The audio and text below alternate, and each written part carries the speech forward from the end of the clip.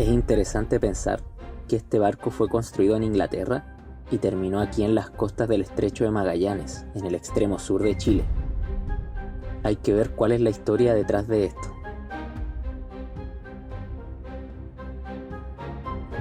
De hecho, hay hasta huesos de animales por acá. No sabemos de hace cuánto tiempo.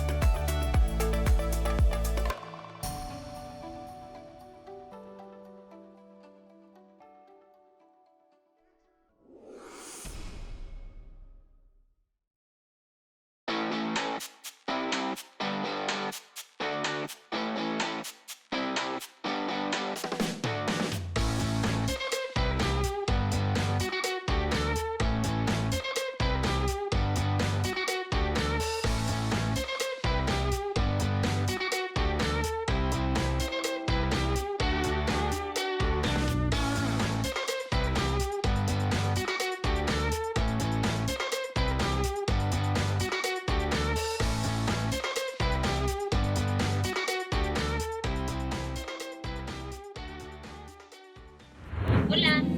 Hola, bueno, ahora vamos camino hacia la estancia San Gregorio.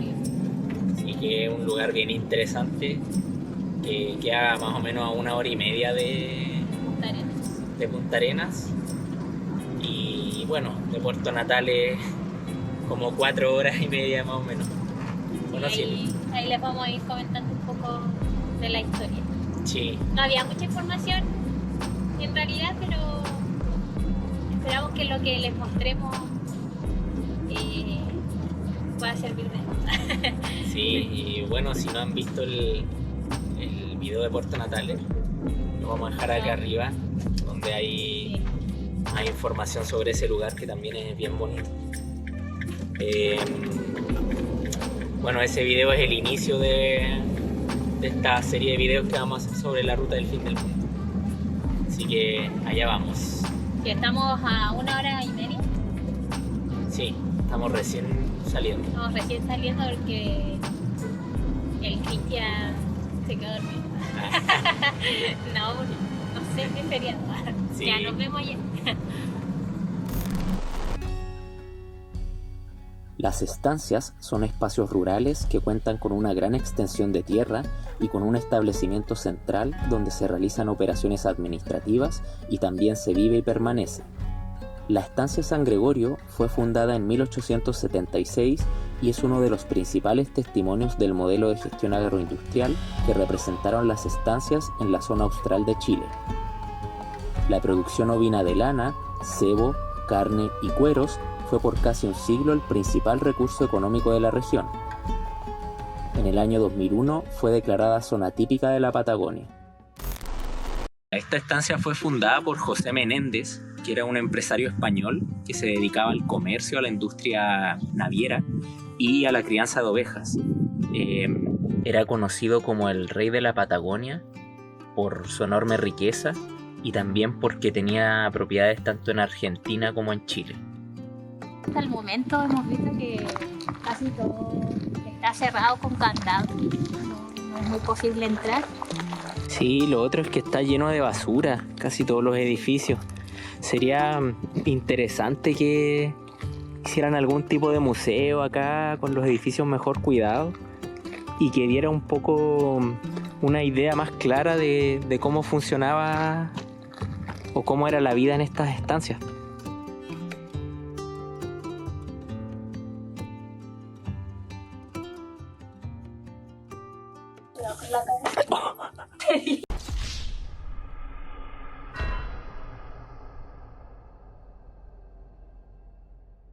La avisé muy tarde a Cris y se pegó en la cabeza porque el palo estaba muy bajo.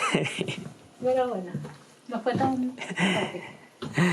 Sí, miren acá, al parecer esto era como un donde dejaban los caballos, como un establo. Tiene pinta, pero no sé en realidad. Tiene como pinta de establo, pero no estamos seguros si era eso o no. O dejaban acá las ovejas en la noche, no sé. Pero bueno, como se fijan, está acá todo lleno de basura. Se nota que está abandonado hace harto tiempo.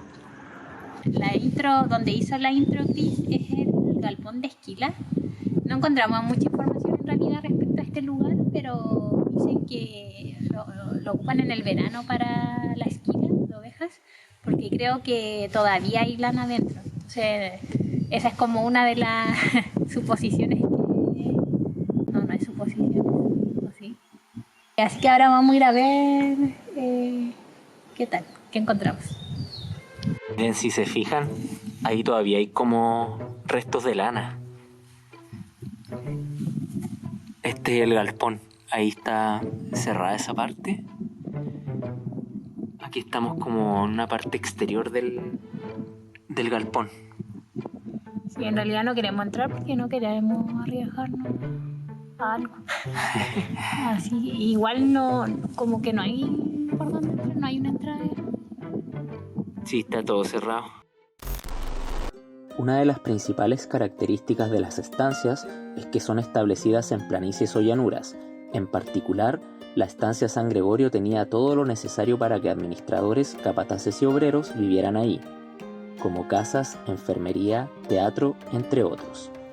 Parte de estas construcciones son de un estilo sureño con elementos propios de las edificaciones en Australia y Nueva Zelanda. Esta estancia solo estuvo completamente activa hasta los años 70 y en su auge llegó a contar con un muelle propio y un ferrocarril para trasladar y embarcar productos de forma directa. Acá hay una herrería y si se fijan adentro todavía se ven los restos del horno que se utilizaba. Y ahí está el mesón donde probablemente realizaban sus tareas. Como era común en las estructuras de esa época, el baño está aparte. Sí, allá al fondo, esa casucha que se ve ahí, creemos que es donde estaba el baño. Entonces si uno quería ir, le daba ganas de ir al baño a las 4 de la mañana, tenía que levantarse de la cama, caminar por el frío hasta el baño y después devolverse. Con lo pequeño que es este lugar, yo creo que todos se conocían. Así que me imagino que no debió haber sido muy entretenido vivir aquí. Sí, yo lo hubiera disfrutado. Sí, no sé. Yo creo que aquí sí que era difícil encontrar pareja. Ya. Yo creo que era lo menos importante en esa época en realidad. Bueno, vamos entrando a una de las casas que encontramos abiertas acá. La verdad es que es un verdadero desastre. ¿Esto qué será? ¿Será como una habitación? No sé. ¿Y esto será como la base de una cama? No sé. Que tiene más pinta de mueble que de cama. De mueble. Sí.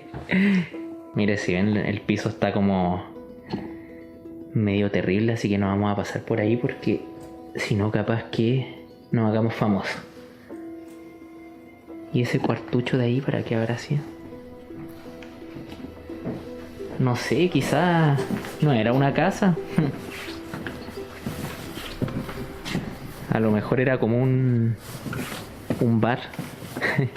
Igual es como difícil dimensionar la cantidad de terreno que hay en este lugar.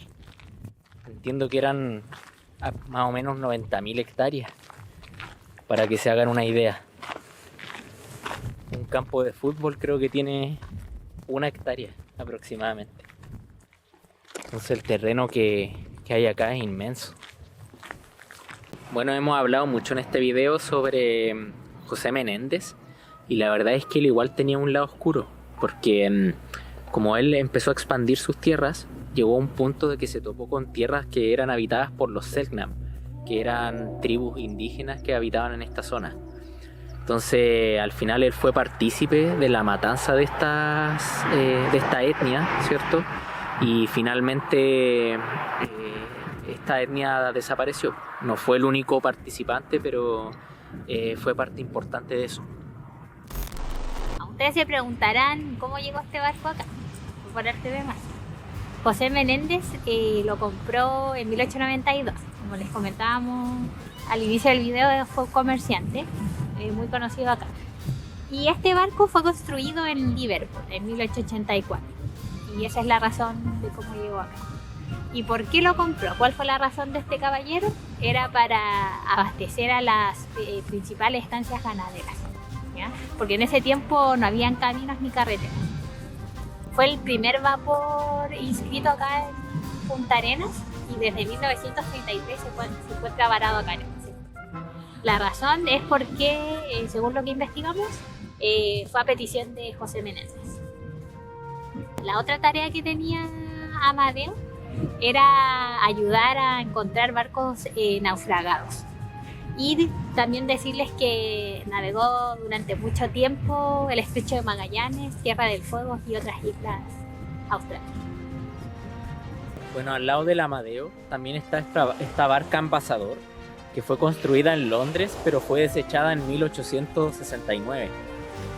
Llegó a Punta Arenas en el año 1899 y fue utilizada como transporte de mercancía durante los siguientes 40 años. Y bueno, luego fue declarada Monumento Histórico Nacional. ¿Y qué te pareció el lugar?